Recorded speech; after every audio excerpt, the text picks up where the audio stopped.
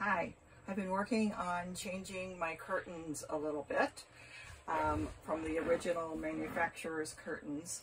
I have finished these panels here. I also did the bedroom panels. On the ends of your curtains, there's a snap top and bottom. And once you get those on snap, there's a little screw on the top and also on the bottom fixture.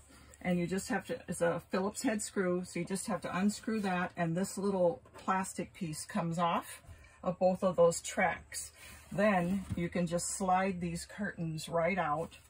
The little plastic things stay attached, and then when you're done with the curtains, you reposition them the same way and put the little caps back on there. One thing I will say is to try to keep track of which curtain is which.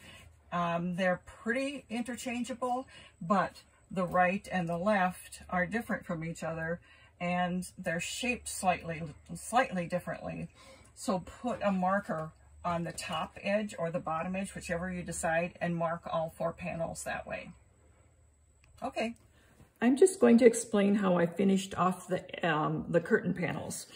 I cut the fabric 1.25 inches all the way around, larger than the existing curtain. Made a double fold, so I had a folded edge in here, and then top stitched it close to that folded edge. I just moved these out of the way as I was sewing by them. I did have to remove the Velcro strips that were on the closing edges of the curtains, and I'll reattach those by machine. It does give you a pretty nice finished look on 2 of the corners of the large panel, 4 of the corners on the smaller panels. On the large panel, you have the snaps on the outside edge. And if you want to continue using those snaps, you have to make a little bit of adjustment for that.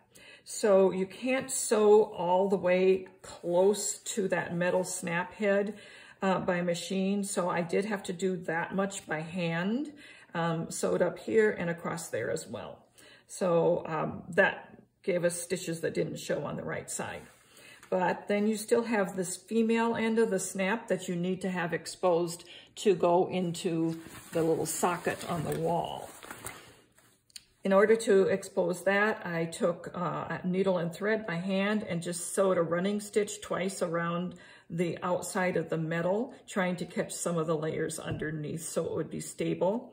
Snipped this with the scissors to get an opening and removed a little bit of the fabric from the center of that snap head. And then I used Fray Check. This is a product that you can buy in sewing stores, Sewing Notions departments. And it's a clear liquid glue. I applied it all around those raw edges, even all the way out here to my thread, so it wouldn't unravel somehow.